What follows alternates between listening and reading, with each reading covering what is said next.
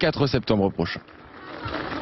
Et justement, parlant des vacances, nous avons besoin de vos lumières. Didier Arinaud, bonsoir. Vous êtes directeur de ProTourisme, cabinet spécialiste des études et du conseil dans le secteur du tourisme.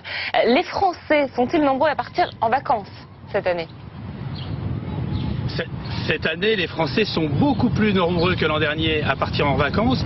Plus de 2,3 millions de Français en plus pour ces vacances d'été. C'est une progression quasiment jamais vue depuis ces 10 dernières années. La bonne nouvelle aussi, c'est que l'ensemble des destinations touristiques sont en progression, du Finistère, du pays de Morlaix à l'autre pays Qatar, de la Vendée aux stations de montagne des Alpes, et puis Paris qui retrouve des couleurs aussi avec le retour des clientèles étrangères.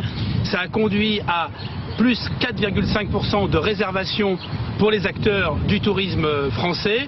Et puis l'autre nouvelle aussi, c'est une accélération ces dernières semaines des départs à l'étranger. Et ça, c'est une bonne nouvelle pour les voyagistes, même si c'est un peu moins bon pour la destination France. Au final, avec cette croissance des réservations, on voit bien que les principaux bénéficiaires sont les campings, notamment les campings haut de gamme, de type Yellow ou Sunelia. On voit aussi que les locations entre particuliers sont en augmentation cette année, notamment via les sites internet. A l'inverse, c'est un peu plus compliqué pour les villages de vacances et pour les gîtes ruraux, mais ce sont de belles perspectives pour le tourisme français, avec un accroissement du chiffre d'affaires, avec de nouveau des créations d'emplois, et ça c'est bon pour notre pays et pas seulement pour les acteurs du tourisme. On voit que les Français retrouvent une certaine confiance, ont envie de partir en vacances, ont envie de profiter, ont envie de s'amuser, mais ils ont un budget contenu, 1576 € pour 9,5 jours pour le principal séjour de vacances durant l'été.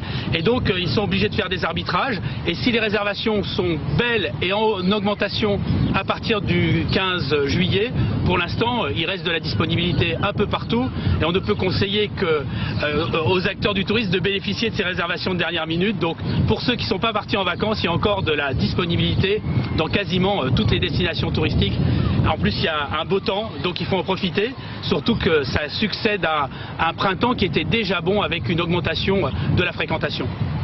Merci beaucoup Didier Arinaud pour ce constat et ces conseils également à destination des vacanciers et des professionnels du tourisme. On va parler sport à présent, du football.